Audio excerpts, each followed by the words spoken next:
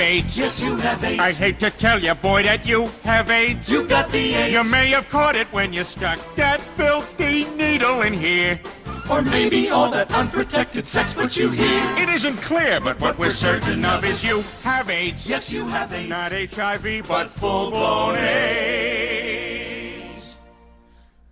You heard it here first, folks. Yes, maybe a little too soon, but you can always count on the AKS show to try to lighten up the mood a little bit. He has the AIDS. the AIDS. Is that right, Kev? The AIDS. The AIDS. Oh, and if you didn't catch it, Magic Johnson is also not a good example to the disadvantaged youth in the LA and the United States. And he definitely never helps black people. Yeah, no, I mean, opening up movie theaters, Starbucks, restaurants in the low income areas, around the city. Yeah, definitely hasn't helped the city at all. So if you haven't guessed, folks, we're going to get into a little bit of Donald Sterling magic. They both had some recent interviews on CNN with Anderson Cooper and some really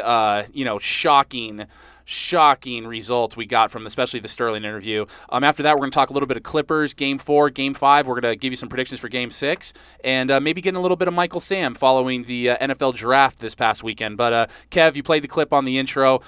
Sterling just had that interview with Anderson Cooper on CNN. Above all else, reminded Anderson Cooper that Magic has AIDS. As if, Anderson didn't know. He has the AIDS. God, dude, what is up with that guy's face? It looks like he literally has been laying out in the sun for the last year. All right, so we're going to spend the next 2-3 minutes talking about this because this guy does not deserve more than that. You're absolutely right, Kev. But first of all, thank you for listening to the AKS podcast. We just have so much crap to talk about today, and it's crazy because there's not even a lot of LA stuff going. I mean, besides the Kings, besides the Clippers. All right, I'm kidding. There's just not a lot of Lakers stuff going on right now. Not a lot of Lakers, and the Dodgers aren't in the playoffs yet. There's plenty of things to talk about, Los Angeles related, and we're going to get to that right here, right now. But first, we came in here, Trev, wanting to talk about this Clippers controversy, about this OKC out of bounds. Is it a foul? Is it a makeup call? Is it a foul? Is Matt Barnes really a gangster? We wanted to find out. But we can't talk Clippers without Donald Sterling. Yeah, and unfortunately, Kev. I'm at this point, Trev. I want you to get on this right away. But I talked about this on another platform that I do, the Sideline Bleachers podcast, which you could totally follow. You could just follow. We should plug in our Twitters. You know what? They better follow. We never like your personal Twitter, my personal Twitter. We never do these. Okay. Anyways, Sterling's just an old guy who hasn't talked in public for 30 years. He hasn't needed to say anything. You're right. He hasn't needed to say anything. So now he's being forced back into the limelight. And like I heard Spike Lee say, following Donald Sterling's report, I believe Anderson Cooper talked to Spike Lee right afterwards. And like Spike Lee said, this guy sounds like a plantation owner from 2 centuries ago. Yeah, I hear people talk about, does he have dementia? He's getting old. Maybe he has some form of Alzheimer's. What I'm thinking, Trev, is that this guy is a self-entitled billionaire who has been able to get out of a lot of things for the past 30 years by basically spilling a lot of bullshit and throwing a lot of money at any problem he has. Exactly. Just buying his way out of trouble, Kev. And the biggest, first off, just let's look at this from a pure debate standpoint. Let's see what he's attacking Magic Johnson for apparently going into every city in America and screwing every single girl. When what it was 2-3 days before RadarOnline.com comes out with this talk of him saying, yeah, I just said all that stuff about black people so I could get into V. Stiviano's pants. Yeah, absolutely ridiculous. What are you talking about? First, you're trying to get into someone's pants, and now you're killing someone else for trying to do the same thing. He's just hating on he's either hating on Magic's game, because he ain't got any, or he's just an old coot who hasn't had to say anything for the past 30 years, and now that he finally has to come out in the public and say something, he has no idea what to do. And we know this guy thinks he's a genius because he represents himself in courts as his own lawyer. Yeah. He probably doesn't have a PR guy. You hear these weird stories about him bringing in his friends, his group of friends, into the Clipper locker room, looking at and saying things like, look at these bodies. Look at these black African body. Yeah, he's literally saying these things. And this year, he tried leading the Clippers in a hip hip hooray chant. Unbelievable. Can you imagine this guy, 80 years old, looks at Chris Paul, Blake Griffin, DeAndre Jordan in the face and says, "Hey guys, let's do a chant for me and my rich friends." Yeah, no, Hip hip, unbelievable. hooray. That's all you need to know about this guy. Yeah, and like Spike Lee said, Kev, it really harkens back to the days of this. It literally sounds like this guy is saying, my darkies love me. That's exactly what Spike Lee said, and I couldn't agree with him more. I mean, if you're his PR team, how do you let him in front of Anderson Cooper? And just like you said earlier, Kev, the whole he has dementia, such a convenient excuse. Especially, I believe the first person you heard say that was his wife with Barbara Walters. So too little, too late, too convenient. I mean, for as far as I'm concerned, the dude is gone, and now it's just the timetable that's going to take to get him out of there, Kev. Don't get me started on Shelly. You know the thing that gets me about Shelly? First of all, both the Sterlings are idiots, right? We know that. Both the Sterlings are complete idiots. And we haven't paid attention to them for the past 30 years, right? And now Shelly Sterling wants to come out and say, "This is my legacy I'm going to leave for my kids. This is my passion." I don't think so. I haven't even heard of... I didn't even know you owned half the team. I thought this was Donald Sterling's show. She doesn't own anything. I didn't even know he had a wife. Yeah, right? I mean, this whole thing starts because of this thing with him and his girlfriend. They're like, "Oh, wait, he's married and he has a wife? Oh, no, but we don't see each other. Oh, wait, but didn't you just have dinner 2 days ago?" "Oh, yeah, but I call her my rabbit." What does he call her? Like, silly little rabbit? Some creepy little thing. If an 81-year-old is calling a 21 or 20 anything-year-old something rabbit, like she's the tricks dude, what is wrong with you? You know what, Kev? I can't begin to even fathom what is wrong with this guy. But like you said, he doesn't even deserve the time. The people out there, they know how we feel. So let's get on to the important Clipper stuff, Kev. Yeah. We had Clippers-OKC. We had Game 4. We had Game 5. We have Game 6 coming up right now, okay? Game 4, OKC blows a huge lead. They could have clinched the series, gone up 3-1. Instead, the Clips close like a freight train. They come back by, I think, 15 points or something in the fourth quarter. Amazing. And then last night, we had the call that is all over mainstream sports talk radio right now. Kev, there's two instances.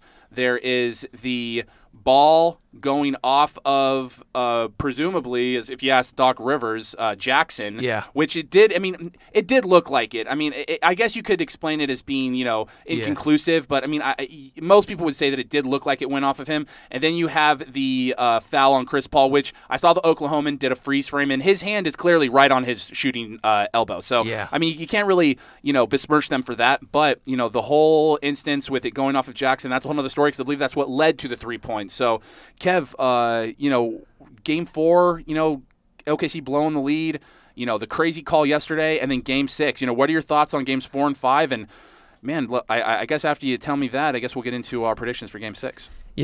This year has been an amazing year for the internet. GIFs, memes, everything. Yesterday, as soon as that game was over, someone got a picture of one of the refs in that game, because I don't follow refs unless you're, Crawford or the guy that Charles Barkley made out with. You don't, they had a picture of this NBA ref under someone obviously photoshopped it, and they put Mr. Reliable oh my gosh at the top of that. And that's the thing that really sucks about this, Trev, is that we have a simple basketball play that has probably happened around 40 million times. It's become a huge thing because of let's say it, two things. One, we have access to all this crap, right? We could watch it over and over and over and over. But two, Doc Rivers came out, totally bashed these referees, saying they cost him the game. The weird thing is, I think he forgot about Chris Paul, the possession before, jumping in the air. What is a point guard supposed to do? What is something that is so underrated in basketball? The ability to bring up the ball from one end of the court to the other. And you can't leave your feet. It's hard. Yeah. It's hard. And Chris Paul's supposed to be the best at it, right? Yeah, absolutely. And he left his feet, and he caused a turnover. Now, Doc wants to go and point to this one play, this Reggie Jackson, Matt Barnes play, when the Clippers had a 7-point lead with 50 seconds left? 7 points. What? I don't get it. And to see Doc do that, when Doc said, they like he looked so defeated after that in the press conference, saying the refs gave up this game, yada yada yada. He looked like he gave up the series. Yeah, it looked like he had just lost the series. You're totally right. I mean, that's what when I saw him, breaking down in the post-game interview, one, I couldn't remember a coach that, let his emotions be so clearly seen like that. And the other thing that went through my head is, how big is the fine going to be for this? I mean, oh man, I don't even know if it's been released yet, but I mean, I was really trying to think, like, where. I mean, could this be upwards of like 100,000? Or I mean, where's this gonna rank? I mean, and as a Laker fan, we've been through one of the worst seasons ever, and the Clippers may very well, like, PR-wise, this is really, really bad. You have a coach who can't, who's getting all mad at the NBA. You have an owner who the NBA doesn't even want. Look, this is super wishful thinking, but as a Laker fan, there's nothing more I would love to see more than the Clippers just burn, just fall and crumble. Well, it's like now what it's like for the Clippers to watch the Lakers in the playoffs every year, because the Clipper fans are rooting for all those teams playing us, just like we've turned into OKC fans during the playoff runs. So hey, but you got to say, Kevin Durant did some crazy things. Russell Westbrook, he did get fouled. As you say, it is questionable because, remember, Stephen Curry, they didn't call the Chris Paul one on Stephen Curry in the series before.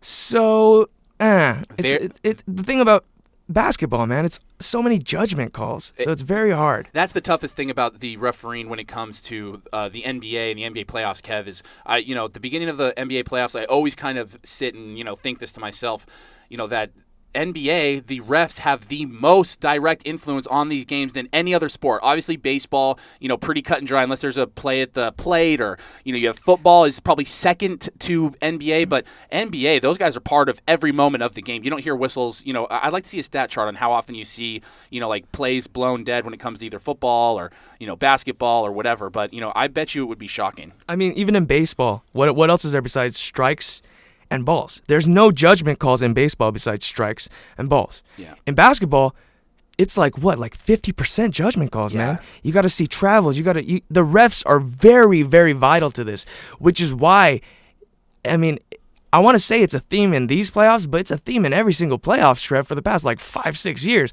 The refs have a major role in the outcome of these games. And now, Kevin, this era that we're living in, when you have the reviews available to these refs, because like we know back in the day, like the play we're talking about, the ball looks like it goes off on, Reggie. Is it Reggie Jackson? Yeah, Reggie Jackson. Okay, so if it looks like it goes out on Reggie Jackson, and before they implemented this replay process, you would have the refs. If, let's say, it's a close game and it's the playoffs, and it maybe looks like the guy gets fouled, but it just goes out of bounds. Yeah, you're going to give it to him. Exactly. Before the review system, let's say, okay, he gets fouled, but it went out of bounds. I'm just going to give them the ball, okay? But now with the review system, we've seen this in the first round already, where the ball might go out on this player. You don't call the foul, then you have to review it. Clear as day, it's off on that player. So now the foul that you didn't call because you were just going to give them possession now becomes the other team's ball. So, it's definitely a different age we're living in, Kev. And I don't know, I can't remember the refs having a bigger influence on at least the first two stages of the playoffs than I have this year. It's so weird because you can't come out and say that was a makeup call, but everyone, like, I don't, if that was like in the second quarter, everyone would have been okay with it. Mm-hmm. If it was a makeup call. That's the thing. Yeah. So what I'm trying to get, my point across here is holy crap, the Clippers cannot do anything right. Yeah. And I am enjoying it.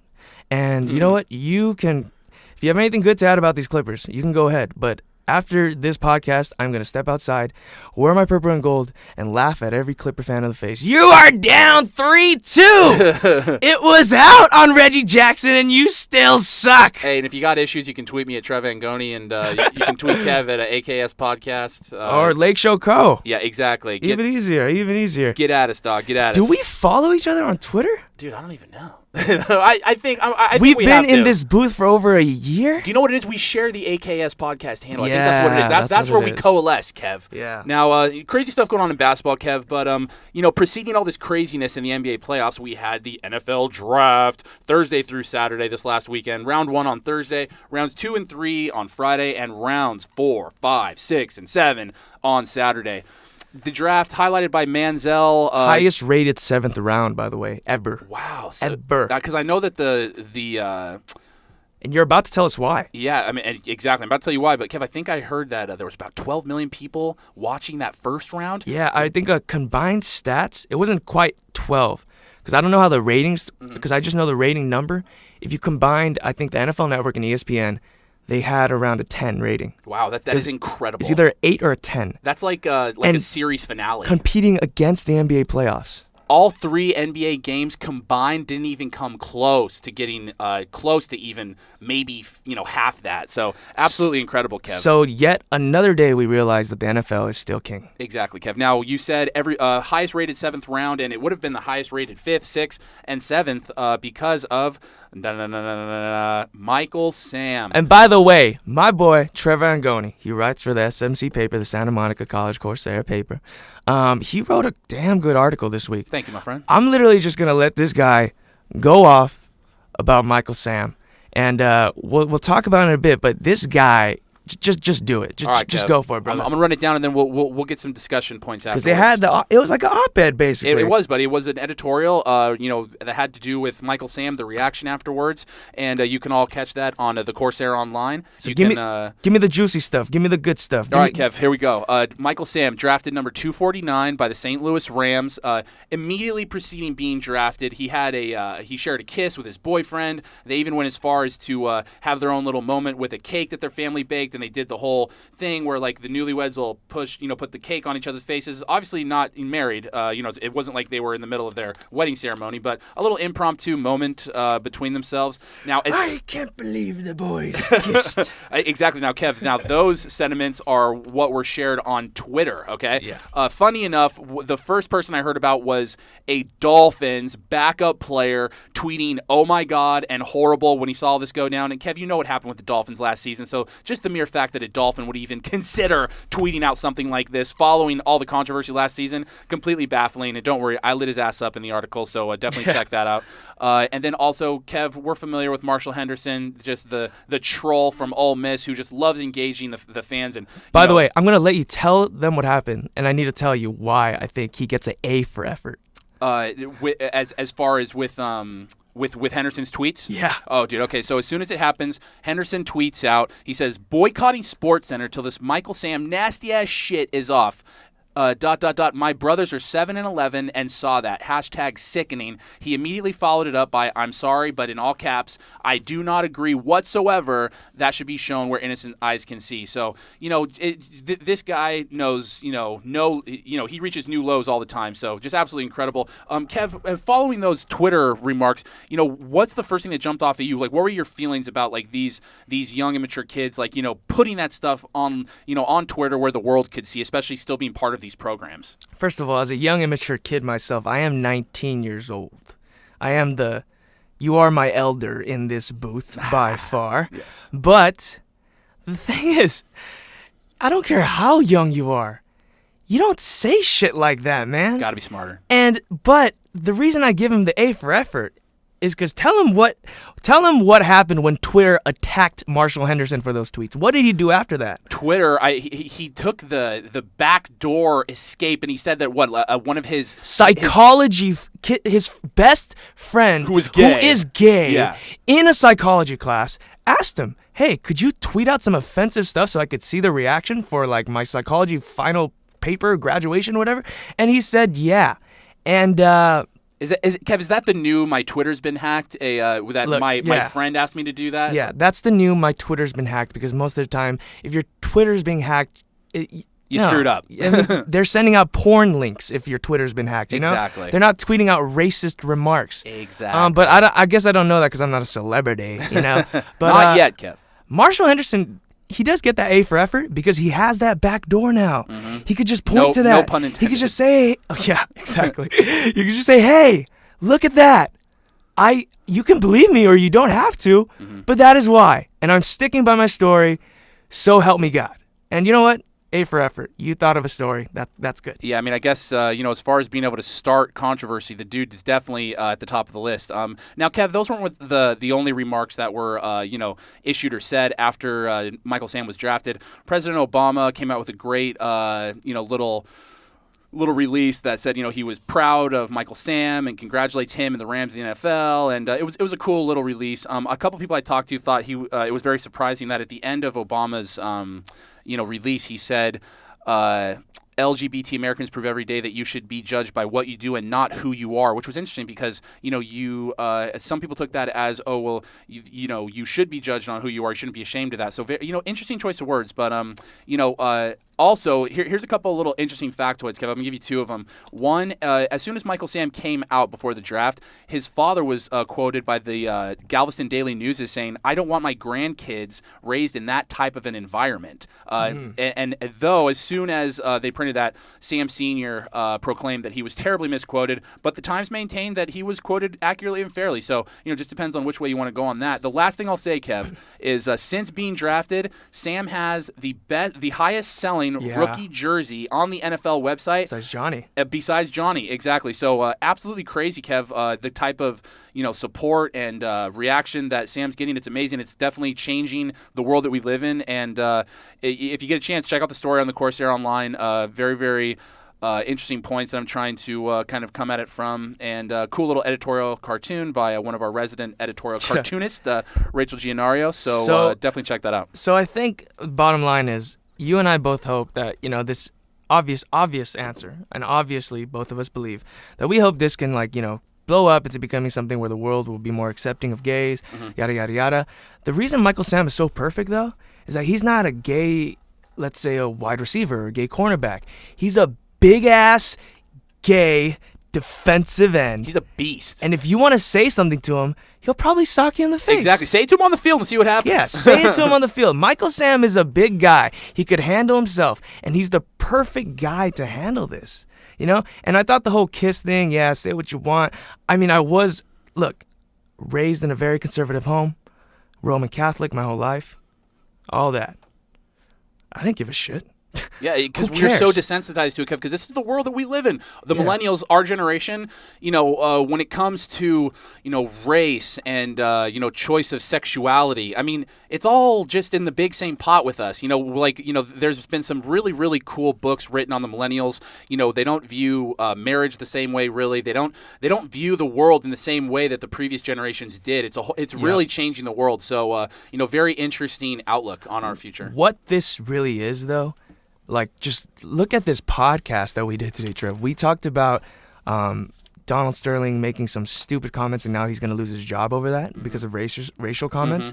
Talking bad about people with the AIDS. And now we have, we had the Marshall Henderson thing and all this, and now the Michael Sam thing. The world of sports is really moving in this direction of trying to equalize. It's changing, Kev. Or, trying to, make sure there's this super cliche thing in sports. I don't care what he looks like. I don't care anything. As long as he could play, he could play. Exactly. We're about to find out if that's really true. We are, buddy. We're living in that time, and it's exciting, Kev. Yep. Anything else on the agenda today? I think that'll do it, buddy, but I'm very It's crazy we didn't talk Lakers or Dodgers today. They don't deserve it right now. Puig on a 13-game winning streak? Woo! 13-game winning streak, hitting streak. Huh? Yeah, at least it gets us something to watch. I mean, if I could watch it, DirecTV still not giving me the damn channel. Don't get me started, Kev. Yeah, we'll get into that next week. Outro song this week is dedicated to the new billionaire on the West Coast. Ooh, ooh. Selling beats. Bring it. Yeah, you believe that? You think he says, this is Beats by me? You think he does that? Beats by Dre? He can do that now that he's freaking just getting paid, bro. Give me a break. Right. What a boss. Next podcast hopefully come to you next week. No, it will come to you next week. Check us out. Trev's at Trev Angone, right? Yep. On Twitter. That's TREVANGONE. Thank you, my brother. Yes, sir. I am at Lake Show Co. It's real easy. Lake Show KO. Follow us on Twitter. Hit us up. Follow akspodcast.com or youtube.com/AKS Podcast for all the podcasts. I'm out. Peace. So just chill to the next episode.